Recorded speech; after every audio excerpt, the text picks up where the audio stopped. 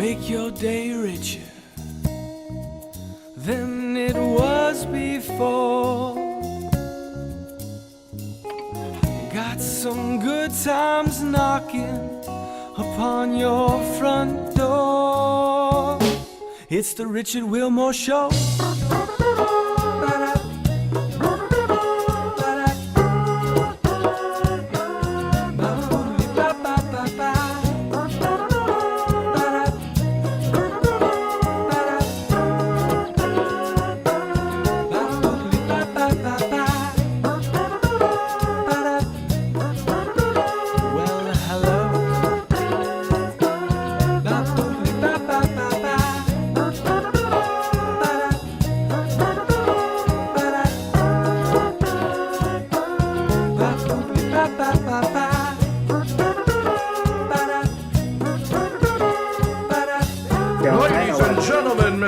Richard Wilmore.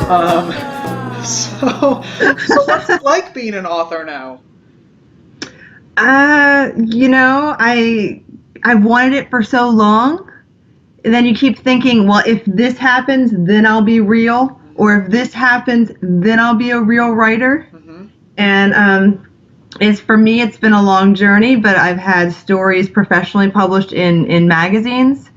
And this year, I became a member of the Science Fiction Writers of America. It's a guild, so you have to have professional sales. Wow. So that happened, and my book came out, and some other things I was waiting for happened. So I feel like I can finally say I'm a real writer. Of course you are. You know what's fun about things like Amazon and Facebook is now you can be a talk show host. You can be an author. Are you in your house?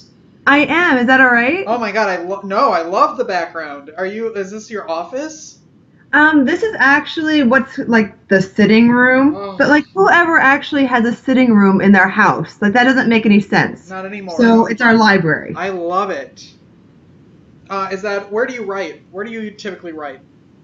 My husband and I have an office, but I don't like to write there, which sounds really bizarre. I actually like to sit right in the middle of my house, right in the middle of all the commotion, and then tell everyone to be quiet so I can write. Right. And that works out really well, is what I'm guessing. No, of course not. Your book, you have a new book. When did it come out? Like very recently, right? Like a month ago? It came out September 4th. Yeah, Walking Through Fire. That's right. You can get it on Amazon. Where else is it available? It's available in all bookstores. Barnes & Noble, Caprico Books here in Bel Air is carrying it. So you can walk into any bookstore, and if they don't have it on the shelf, then you ask for it, and then they'll put it on their shelf. You stand in the middle of the store and you yell, "Where's my book?" Yeah. That's what you do. What was it like walking in? I'm assuming you ran out to Barnes & Noble and all the stores to see your book on a shelf. What was that like? Well, so I waited. I'm going on Friday, but all of my friends have been popping in there and making sure to go up to customer service and just being like, "Oh yeah, there's this local author. Do you have her book?" And then they report back to me, and it's all very exciting. Oh, how fun! Are you gonna? You should totally. Are you gonna Facebook Live that? I should. That's a good idea. How long did it take you to write the book? So I first wrote it 6 years ago. It was back when everyone was like, "Oh, the world is going to end in 2012." Yep. And we're all freaking out. Well, that kind of inspired it. What would happen if the world did end? Mm-hmm. And I worked on it, and then I couldn't get an agent. And it was heartbreaking. Everyone was like, "Oh, this is very imaginative, but it's not ready."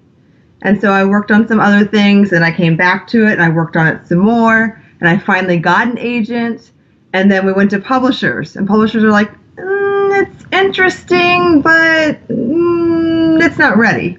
So we worked on it some more, and then I have a publisher now who loves it, and an agent who loves it, and so it finally all came together, but it was about 6 years. Wow. Yeah. What made you decide to just jump in and say, "You know what, I'm going to write, and this book, I have faith in this book that I'm going to get an agent, I'm going to get a publisher"? What do you say to, I don't know, that guy who's doing Skype interviews in his apartment who just wants to have a talk show, or maybe that author who's writing and has been writing since they were 15 and they don't know what to do or where to go. What do you say to people like that? Well, okay, honestly, I would say being a writer is so hard is because you're putting yourself out there, right? And you can't help it. Like everything you think goes into the book and you're very exposed. So if you don't love writing, get out, run, pick some nice normal job. That's my advice. For those of us who tried to quit and couldn't quit, then you know what? You just got to go in and you got to say, this is me, this is who I am, and it's not going to be for everyone. There are people who are going to read this and they're going to say, oh, what a waste of time. But there's also going to be other people who are like, that's what I wanted to say. Yeah. That's what I wanted to read. And those are the people. That's your tribe. Yeah, you have to find that it's like life. You're not going to be friends with everybody. And that's okay. But yeah. I mean, I've got books that I thought were well written, but they didn't really connect with me. So that's okay. Mm-hmm. So tell me about the new book. Okay, so it takes place in Baltimore, and I'll show you the cover because the cover's amazing. Lift it up a little bit. There we go. You got it? Yep. So that's the Baltimore skyline. Oh, wow. And that's my protagonist, Rachel, and that's Adam, and Baltimore is on fire. Oof. And that's like an opening scene from the book. So it's the end of the world. But it can't be, because when you're a mom, you have to keep going with your son, right? You can't just be like, oh, it's the end of the world, I quit, no more coffee. And so that's what the book is about. It's about Rachel and her son, who is in treatment for leukemia. And obviously at the end of the world, there's no more chemotherapy. So she's got to figure out a way to save her son. And at that point, we have fantasy elements start to come in.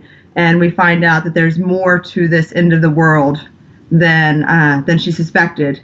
And some Sumerian mythology begins to play in. And there's dragons. Of course. Of course. Of course. Everything has to have dragons. How did you come up with this story? Yeah, because it's a little disjointed, right? There's a lot happening, yeah. I mean, I lived in Maryland for a while, so there are some dragons there. But the rest of it. Well, I knew that I wanted to have the mother and her son. Like, I knew that was part of it. And I knew, because cancer has really affected my family, I knew that I wanted to have that in the book. And I know you don't normally see that in fantasy, right? Normally fantasy is escapist. It's people want to like elves and dragons and that type of thing. But that was important to represent for me. And also, Rachel, she's not a superhero. She doesn't fly. This is like a suburban mom who is trying to grapple with things that are beyond imagination. So that was important. But then, I used to teach Introduction to World Mythology. So I've always had an interest in mythology, and I wanted to bring in the Sumerian myths, like the things that were happening at the same time as the Old Testament of the Bible. Like, what if those idols were real? What if there was a golden bull named Baal who just walked around? And so I smushed it all together. Wow. Yeah. Just like that. Just like that. So we've got some zombie horseshoe crabs in the Chesapeake Bay. We've got Johns Hopkins as a place of refuge. You'll recognize the areas around here. It's all in there. I know. I'm excited to read it. I'm excited. And if you're watching this, I want to say, share this video on either my page or Sherri's page, and be in a drawing to win a copy of the book. So that's exciting. So thank you for doing that. You're very welcome. What's next for you? Well, so I will be down at the Baltimore Book Festival at the end of September. It's like September 29th and 30th, I think. And so I've got a book signing down there at the SIFWA tent. And then I will also be on 2 panels on Sunday.